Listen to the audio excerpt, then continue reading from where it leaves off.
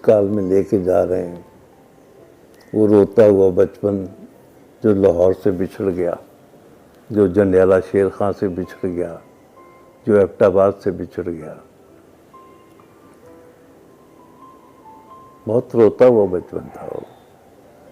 उसका आज भी सोचता हूँ तो आंखें भले कंट्रोल कर लो, लेकिन दिल रोता है, और दिल का रोना बहुत बुरा होता है, बहुत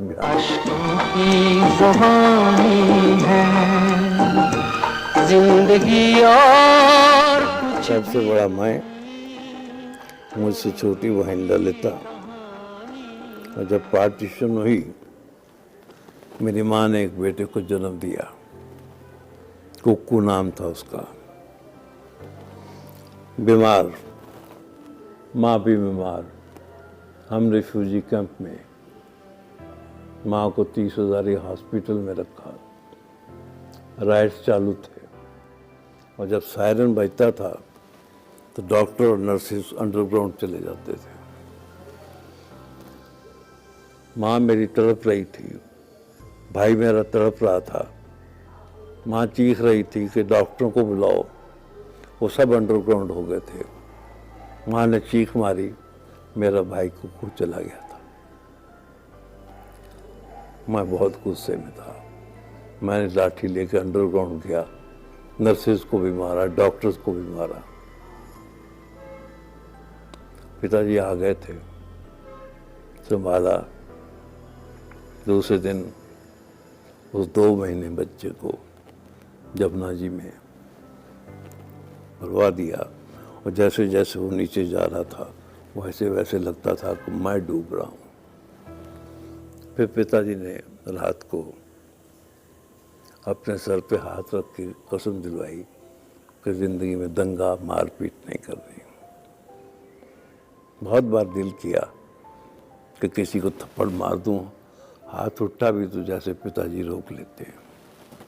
उस चीज़ से मैं दूर रहा। पिताजी क्या करते थे आपके? पिताजी फैक्ट्री स्टील के एक बहुत माने हुए शख्सियत थी।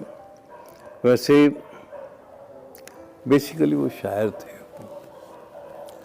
वो 5वीं जमात में थे तो अल्लामा इकबाल ने उनकी नज़म सुन के उनको खिज़र का तखल्लुस दिया था। उनका कलाम जब छपा तो महाराष्ट्र उर्दू एकेडमी से उनको अवार्ड मिला, सिमरन के नाम से। लेकिन जिम्मेदार शख्सियत थी, 90 फैमिलियों को संभालती थी वो। यकीन मानिए,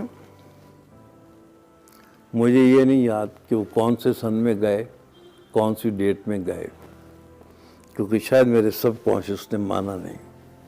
मैं अब भी उनकी मौजूदगी महसूस करता हूँ।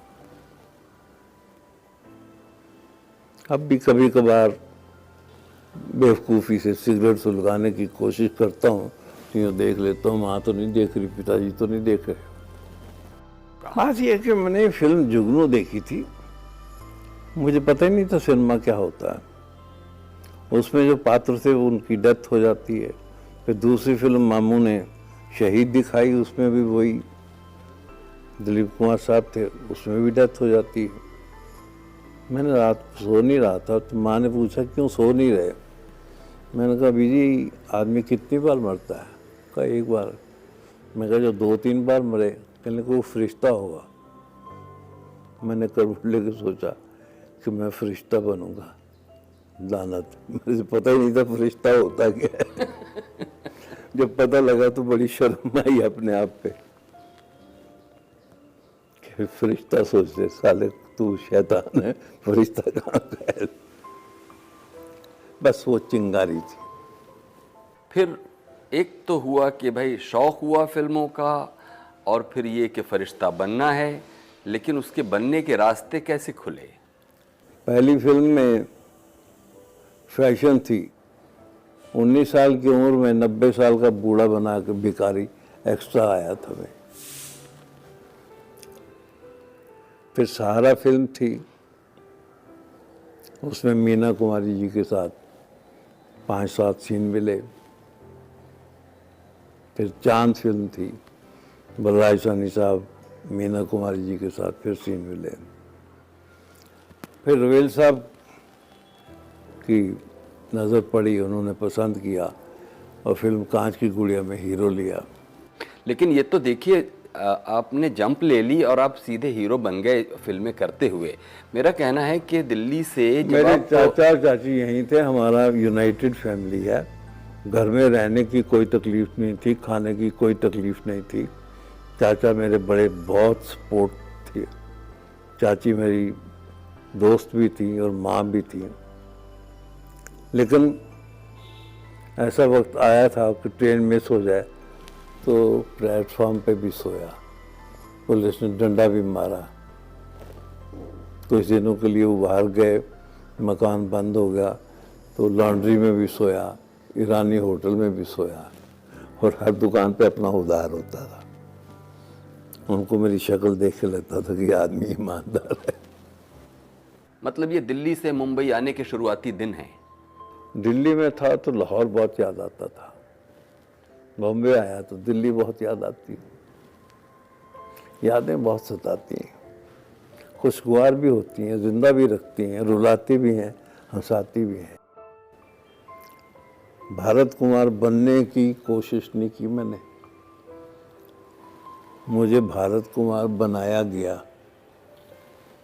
उपकार में किसान की कहानी, किसान कहाँ बसता है, भारत कहाँ है, गांव में है, तो मैंने नाम भारत रख दिया। और हमारी देश की जनता बड़ी श्रद्धालु, उनको पसंद आ गया। उन्होंने, मैंने हरि कृष्ण से अपने आप को मनोज कुमार बनाया, उन्होंने मनोज कुमार को भारत कुमार बना दिया। उसमें मुझे बहुत कठिनाइयाँ आई। बहुत साल पहले मैं परिवार के साथ रेस्टोरेंट में खाना खाने गया। सिगरेट का तब शौक था, सिगरेट पिया। एक नौजवान लड़की आई और उसने मुझे डांटा, आप भारत होकर सिगरेट पी रहे हो, आंट यू अशेम्ड? उसके बाद जो फिल्में की उसमें मैंने हीरोइन को टच नहीं किया कि सीरियस बात कर रहा है तो ये चीप ना हो जाए। जब सिगरेट पीता था तो छुप के कि कोई फोटोग्राफर फोटो ना खींच ले। उन्होंने सुधारा मेरे को।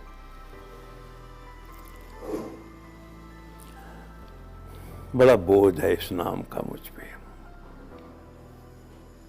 जरूरत से ज्यादा जिम्मेदारियां डालता है। चलो, भारत कुमार भी आशीर्वाद है ईश्वर का, जनता का, बोझ भी आशीर्वाद है। तेरा तुझको अर्पण क्या लागे मेरा। लेकिन जब लोग उस श्रद्धा के साथ, प्रेम के साथ, स्नेह के साथ मिलते हैं, मोहब्बत के साथ मिलते हैं, तो इंसान को रुला देती। मैं रो पड़ता हूँ और 10 मिनट तक मेरे घर वाले भी मुझे चुप नहीं करवाते। इतनी इज्जत, इतने प्यार के लायक। फिर कभी टीवी पे या किसी प्रोग्राम पे तारीफ हो, मुझे लगता मैं इस लायक नहीं हूँ। फिर एक मिनट सोचता हूँ कि यार ये शब्द मेरी माँ जिंदा होती, वो सुनती तो फिर तो ठीक था। अब माँ नहीं है, मेरे सुनने से क्या फायदा। जो सोचा वो हुआ। No regrets, life is wonderful, God is great. अपनी ही कोई सबसे पसंदीदा फिल्म जिसको आपका दोबारा देखने का बार बार दिल करता है? हाँ, देखता हूँ। एक फिल्म को दिल को बड़ा मजबूत करके देखता हूँ।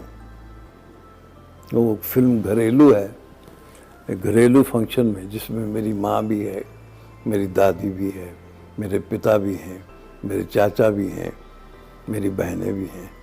उसको बार बार देखता हूँ और शायद मरने के बाद भी देखता हूँ।